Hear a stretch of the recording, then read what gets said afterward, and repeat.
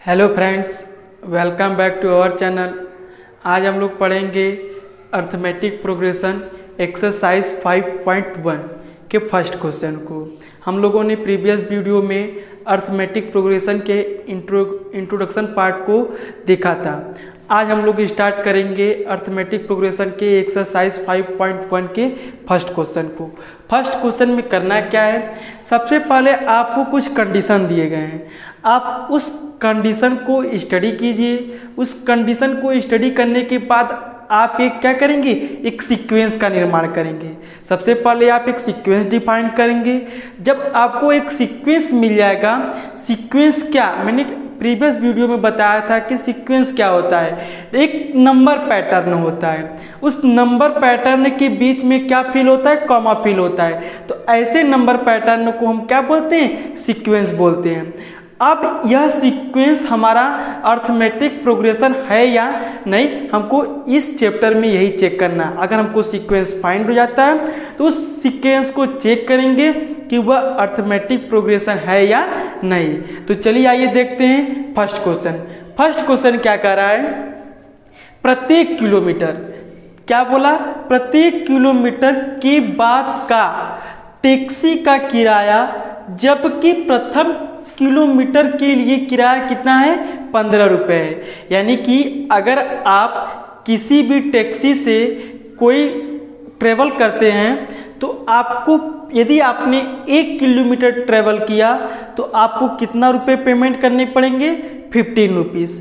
और उसके बाद क्या कर रहा है, और इसके अतिरिक्त किलोमीटर के लिए किराया कितना देना पड़ेगा, 8 किलोमीटर देना पड़ेगा।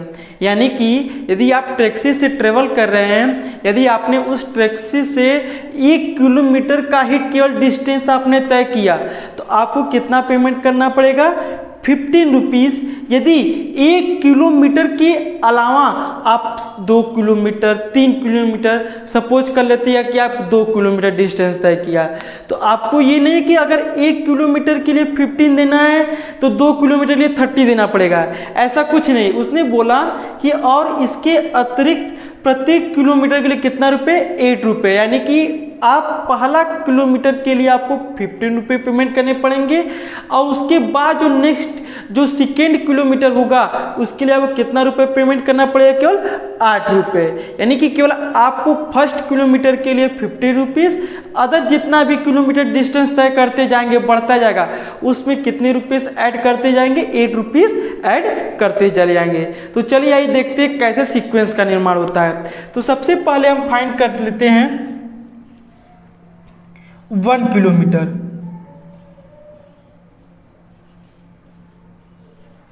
1 किलोमीटर का किराया, अगर सपोज कर लेते हैं कि 1 किलोमीटर किराया मान लेते हैं T1 है, किराया सपोज कर लिया मैंने T1, तो ये कितना रुपए पेमेंट करना पड़ रहा है, 15 रुपये। ये फिक्स हमारा है। अगर आप 1 किलोमीटर तय डिस्टेंस तय करेंगे तो आपको 15 रुपये पे करना पड़ेगा। सेकेंड देखते हैं 2 किलोमीटर के लिए कितना देना पड़ेगा। 2 किलोमीटर का किराया, हम लोग ये 2 किलोमीटर का यूज क्यों कर रहे हैं, हम लोग इसका इसलिए यूज कर रहे हैं क्योंकि हमको एक सीक्वेंस फाइंड करना है। सीक्वेंस में क्या होता है, नंबर पैटर्न, तो ढेर सारे नंबर रहते हैं, तो हम इसमें क्या करेंगे, इस कंडीशन के बेस पे ढेर सारे नंबर फाइंड कर रहे हैं, यानी सीक्वेंस। तो सेकेंड किलोमीटर का किराया कितना सपोज कर लेते हैं, इसको T2 से रिप्रेजेंट करते हैं। किससे रिप्रेजेंट कर रहे हैं, T2 से। तो T2 कितना हो जाएगा, देखिए सेकेंड किलोमीटर 2 किलोमीटर चलना है तो प्रथम किलोमीटर और सेकेंड द्वितीय किलोमीटर, यानी first kilometre and second kilometre. तो फर्स्ट किलोमीटर के लिए कितना पेमेंट करना पड़ेगा, 15 रुपीज़, और सेकेंड किलोमीटर कितना पेमेंट करना पड़ेगा, 8 रुपीज़। तो 15 में 8 ऐड करेंगे तो मेरा कितना है, 23 हो जाएगा। चलिए इसको देखते हैं। जैसे कि अब हमको कितना डिस्टेंस तय करना है टैक्सी से, 2 किलोमीटर, तो टैक्सी ने फिक्स किया हुआ है कि अगर आप 1 किलोमीटर डिस्टेंस तय कर लिया हमारी टैक्सी से तो आपको 15 रुपये पे करने ही पड़ेंगे। यदि उसके बाद अदर और डिस्टेंस तय करते हैं ट्रेवल करते हैं तो आपको पर किलोमीटर के हिसाब से 8 रुपये पे करने पड़ेंगे। तो 2 किलोमीटर जा रहे हैं तो 2 किलोमीटर बोले 1 किलोमीटर आएगा तो 1 किलोमीटर के लिए कितना देना पड़ेगा, 50 रुपीज़ देने पड़ेंगे। और 1 किलोमीटर एक्स्ट्रा ट्रेवल कर रहे हैं तो उसके लिए 8 रुपये और देने पड़ेंगे। तो कितने रुपये टोटल पे करने पड़ेंगे, तो 15 में 8 ऐड करेंगे तो मेरा क्या 23 रुपये क्या करने पड़ेंगे, पे करने पड़ेंगे। 3 किलोमीटर के लिए चेक करते हैं। 3 किलोमीटर का किराया, ठीक है। 3 किलोमीटर किराया किससे रिप्रेजेंट करते हैं, सपोज कर लेते हैं इसको T3 से रिप्रेजेंट कर देते हैं। हम इस 15 को किससे रिप्रेजेंट करें, T1 से, 23 किससे रिप्रेजेंट, T2 से। एक सिंबल रिप्रेजेंट कर रहे हैं और कुछ भी दे सकते हैं, A1 A2 A3, आपको जो अच्छा लगे वो दे सकते हैं। तो अब वो कितना किलोमीटर तय करना है, 3 किलोमीटर। तो 3 किलोमीटर तय करने के लिए, ट्रेवल करने के लिए सबसे पहले हमको क्या करना पड़ेगा, हमको 1 किलोमीटर ट्रेवल करना पड़ेगा। तो 1 किलोमीटर ट्रेवल जैसे ही करते हैं हमको कितना रुपए पेमेंट करना पड़ेगा, 15 रुपीज़। जैसे हमको जाना है 3 किलोमीटर, मैंने 1 किलोमीटर ट्रेवल किया तो 15 रुपीज़, सेकेंड किलोमीटर ट्रेवल करेंगे तो 8 रुपीज़ और थर्ड किलोमीटर ट्रेवल करेंगे तो फिर 8 रुपीज़। इन दोनों को ऐड करेंगे, 15 में 8 ऐड करेंगे 23 में 8 ऐड करेंगे तो कितने रुपए पेमेंट करने पड़ेंगे, 31 रुपीज़ पेमेंट करने पड़ेंगे 3 किलोमीटर के लिए। इसी तरीके से 4 किलोमीटर के लिए चेक करते हैं।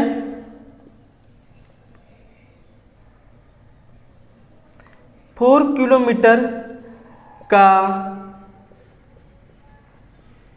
किराया, इसको किससे रिप्रेजेंट करते हैं, T4 से।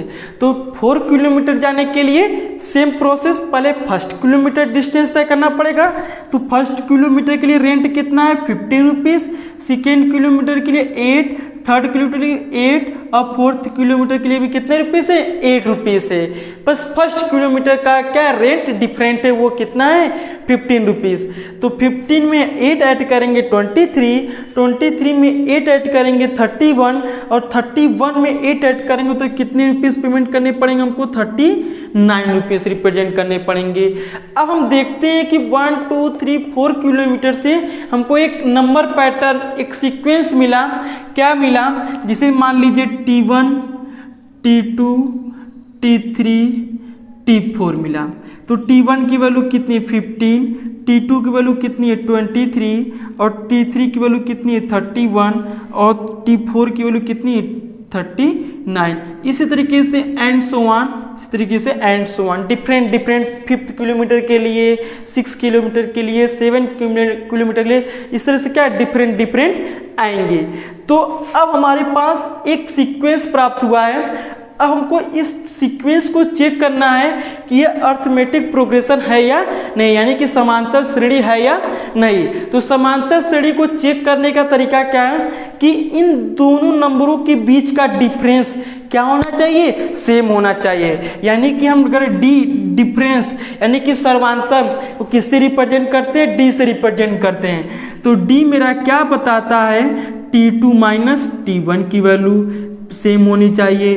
फिर अगर इन दोनों नंबर के बीच में चेक करेंगे तो T3 माइनस T2 की वैल्यू भी सेम होनी चाहिए। अगर मैं T3 और T4 की वैल्यू के बीच में चेक करूंगा तो T4 माइनस T3 होना चाहिए। इन दोनों नंबरों का डिफरेंस क्या अगर सेम आ रहा है तो हमारा यह सीक्वेंस क्या कहलाएगा, अर्थमेटिक प्रोग्रेशन यानी समांतर श्रेणी कहलाएगा, अन्यथा समांतर श्रेणी नहीं कहलाएगा।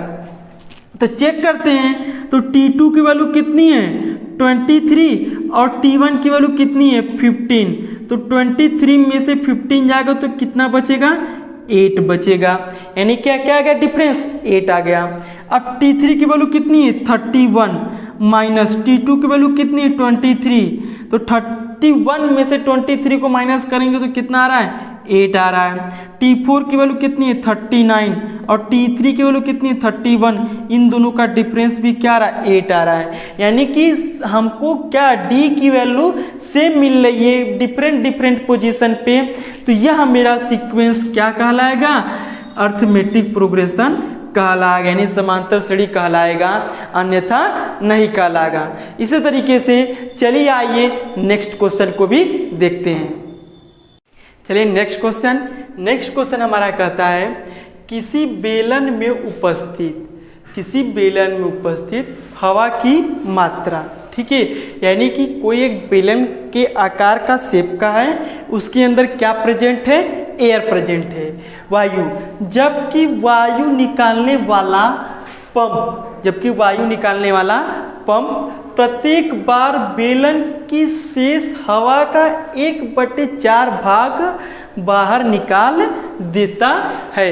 यानी कि देखिए समझिए, जैसे कि हमारा कोई एक शेप है,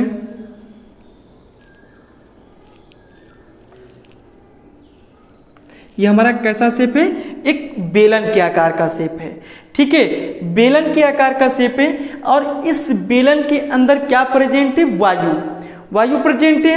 अब हम इसी किसी भी यंत्र की सहायता से कि इस बेलन के अंदर से एयर निकाल लें, यानी वायु निकाल लें, बाहर निकाल लें, तो जो इसके अंदर जितने भी प्रेजेंट वायु होगा, प्रेजेंट टाइम में जो भी इस बेलन के अंदर एयर होगा, उस एयर का अगर हम पंप करते हैं तो 1/4 भाग ही वायु बाहर आती है। यानी कि सिंपल सा हम लोग साइकिल में जब हवा भरने जाते हैं पंप के द्वारा, तो जो पंप का शेप है हमारा कैसा शेप होता है, बेलन के आकार का होता है। अब जब हम पंप को ऊपर करते हैं तो उस बेलन शेप में एयर फिल हो जाती है। अब जैसे हम प्रेस करते हैं, कंप्रेस करते हैं, दबाते हैं, तो वही उस बेलन के अंदर प्रेजेंट एयर उस पाइप के द्वारा हमारे साइकिल के टायर ट्यूब में जाता है, ठीक है। तो सेम उसी तरीके से कह रहा है कि इस बेलन के शेप में, यानी कि इस बेलन के आकार में मान लेते हैं कितना, इस बेलन के आयतन में कितना हवा है, भी आयतन का कोई हवा है, ठीक है। अगर बेलन की बात कर रहे हैं तो आयतन होगा और आयतन के अंदर कितने एयर वायु प्रेजेंट हो, तो भी मात्रा में वायु प्रेजेंट है। सपोज कर लिया, मैंने अपने से मान लिया। अब क्या कर रहे हैं कि अब हम इसको कंप्रेस कर रहे हैं, तो इस बेलन के शेप में जितना भी वायु होगा उसका केवल कितना भाग बाहर आएगा, 1/4 भाग ही बाहर आएगा, ठीक है। फिर जितनी बार कंप्रेस करते जाएंगे उस बेलन के शेप में प्रेजेंट वायु में से उसका केवल 1/4 भाग ही बाहर आएगा।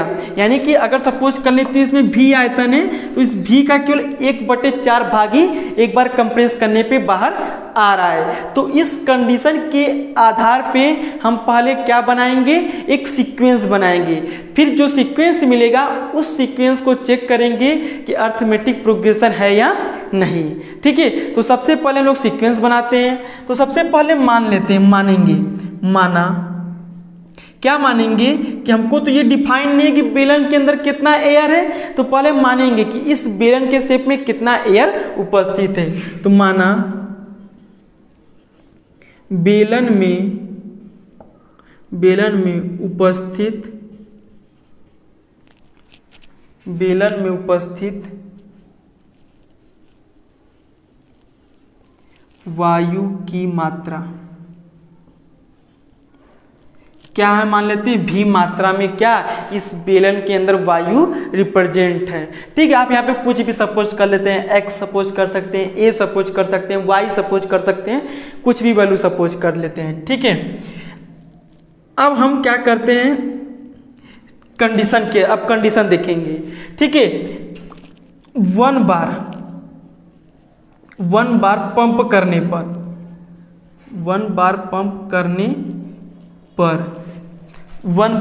करने पर एक बार पंप करेंगे तो कितनी हवा निकलेगी, इसको रिप्रेजेंट कर लेते हैं, मान लेते हैं, इसको मान लेते हैं भी है, तो इसको मान लेते हैं ये T1 है, ठीक है। प्रेजेंट टाइम में ये रिप्रेजेंट है इस बेलन के अंदर, इसकी पहली वैल्यू मान लिया। अब पंप करने जा रहे हैं, एक बार पंप करेंगे तो कोई दूसरी वैल्यू आएगी तो उसको T2 सपोज कर लेते हैं। आप यहाँ पे A1 सपोज करें, जो भी आपको अच्छा लगे वो सपोज कर सकते हैं। मैंने T2 सपोज कर लिया। तो कंडीशन क्या बोल रहा है कि पहले बेलन के अंदर कितना वायु है, तो मैंने क्या माना V, तो V लिखा। अब इसी V में से कितना भाग बाहर आ रहा है, 1/3 है। अब इसके प्रेजेंट एयर में से कितना माइनस होगा, 1/4 भाग। तो 1/4 किसका, इस बेलन में प्रेजेंट एयर का। तो प्रेजेंट एयर कितना है, V। इसको सॉल्व कर लेते हैं तो V माइनस इसका मल्टीप्लाई करेंगे तो V/4। इसके डिनोमिनेटर में कोई वैल्यू नहीं है तो क्या सपोज कर लेंगे 1। इन दोनों का एलसीएम लेंगे तो 4 आ जाएगा। 1 से 4 को डिवाइड करेंगे, 4 बार में 4 का मल्टीप्लाई V में करेंगे 4V, माइनस 4 से 4 को डिवाइड करेंगे 1 बार में 1 का मल्टीप्लाई V में करेंगे तो V हो जाएगा। 4V में से 1V माइनस करेंगे तो क्या वैल्यू आ जाएगी, 3V/4 आ गई। यानी कि इस बेलन में मैंने एक बार पंप किया तो पंप करने पे इस बेलन में प्रेजेंट एयर का 1/4 भाग बाहर आ गया। तो इस बेलन के अंदर कितने एयर बचे, 3V/4। अब मैंने इसको इमेज के रूप में सपोज कर लेते हैं, देख लेते हैं।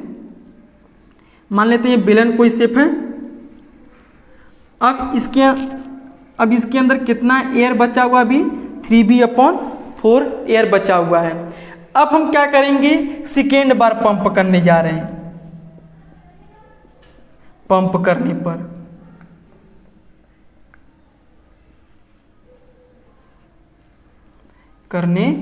पर जब सेकेंड बार पंप करेंगे, तो हमको क्या मिलेगा, हमको एक और नई वैल्यू मिलेगी। वह नई वैल्यू कौन सी वैल्यू मिलेगी, उस नई वैल्यू को रिप्रेजेंट करने के लिए मैंने T3 सपोज कर लिया। अब कंडीशन है कि बेलन के अंदर प्रेजेंट टाइम में जो एयर होगा उसी एयर का 1/4 भाग बाहर निकलेगा। तो प्रेजेंट टाइम में एयर क्या रिप्रेजेंट है, 3V/4 रिप्रेजेंट है। अब इसमें से 1/4 भाग बाहर आएगा तो 1/4 भाग जब बाहर आ रहा है वह किसका ही आएगा, 3V/4 का आएगा। तो यहाँ पे क्या लिखेंगे, 3V/4। अब ये दोनों फ्रैक्शन है, तो जब कोई दो फ्रैक्शन का मल्टीप्लिकेशन करना होता है तो नॉमिनेटर का नॉमिनेटर में, डिनोमिनेटर का डिनोमिनेटर में। यानी कि जब कोई दो भिन्न है तो दो भिन्न का मल्टीप्लिकेशन अंश का अंश में करते हैं, हर का हर में करते हैं। तो इसको सॉल्व करते हैं तो देखते हैं क्या मिलेगा। तो 3V/4 माइनस 3 का देखिए इस 1 का मल्टीप्लाई 3V में करेंगे 3V आ गया, 4 का मल्टीप्लाई 4 में करेंगे तो 16 आ गया। अब इन दोनों नंबर का क्या करेंगे, एलसीएम लेंगे तो कितना हो जाएगा 16। 4 से 16 को डिवाइड करेंगे 4 बार में तो 4 का मल्टीप्लाई 3 में करेंगे तो 4 3 जा 12V आ जाएगा। 16 से 16 को डिवाइड करेंगे 1 बार में, 1 का मल्टीप्लाई 3V में करेंगे तो 3V आ जाएगा।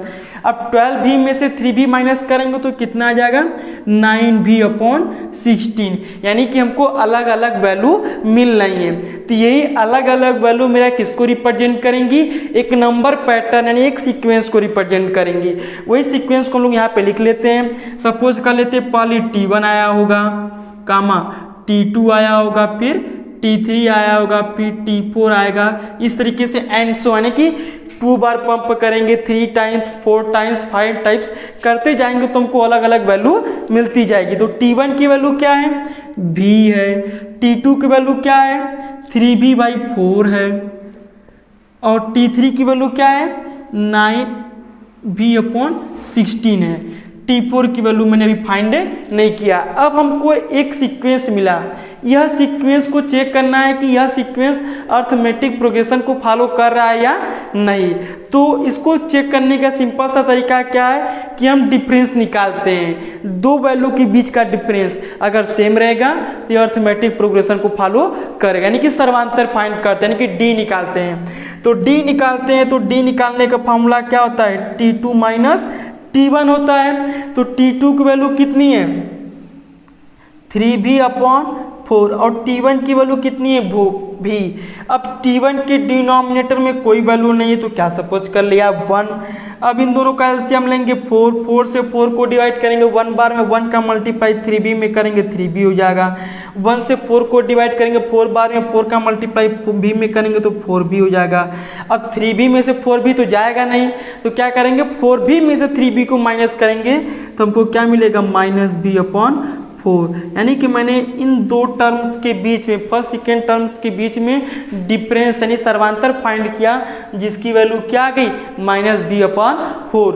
अब हम क्या करेंगे डिफरेंस निकालेंगे T3 और T2 के बीच में। यदि इन दोनों के बीच का भी डिफरेंस कितना आ गया -b/4 तो यह सीक्वेंस हमारा किसको फॉलो करेगा अर्थमेटिक प्रोग्रेशन को। तो चलिए चेक कर लेते हैं। तो D = T3 - T2 तो T3 की वैल्यू कितनी है 9b/16 और T2 की वैल्यू कितनी है 3b/4। इन दोनों का डिनोमिनेटर डिफरेंट है तो एलसीएम निकालेंगे तो कितना आ जाएगा 16 आ जाएगा। 16 से 16 को डिवाइड करेंगे 1 बार में 1 का मल्टीप्लाई 9b में करेंगे तो 9b हो जाएगा। अब 4 से 16 को डिवाइड करेंगे 4 बार में 4 3 जा 12b हो जाएगा। अब 12b में से 9b जाएगा तो कितना बचेगा -3b/16। अब हम यहाँ पे देख रहे हैं कि एक d की वैल्यू -b/4 आई हुई है और एक d की वैल्यू कितनी आ रही है ठीक है। एक d की वैल्यू आ रही है -b/4 और एक d की वैल्यू आ रही है -3b/16। बोथ आर क्या है डिफरेंट हैं। दोनों d की वैल्यू क्या है डिफरेंट यानी सेम नहीं है। इसलिए यह सीक्वेंस हमारा क्या होगा अर्थमेटिक प्रोग्रेशन को नहीं फॉलो करेगा। यदि दोनों d की वैल्यू सेम होती तो यह सीक्वेंस अर्थमेटिक प्रोग्रेशन को फॉलो करता, लेकिन बोथ आर डिफरेंट इसलिए यह सीक्वेंस मेरा क्या अर्थमेटिक प्रोग्रेशन नहीं है। इसलिए क्या लिखेंगे इज नॉट एपी यानी कि यह जो सीक्वेंस हमको प्राप्त हुआ है यह अर्थमेटिक प्रोग्रेशन को फॉलो नहीं कर रहा है। Thank you. यदि आपको ये वीडियो पसंद आया तो वीडियो को लाइक कीजिए, अपने फ्रेंड के साथ शेयर कीजिए और इस एक्सरसाइज के बचे कुछ क्वेश्चन है सॉल्व कीजिए।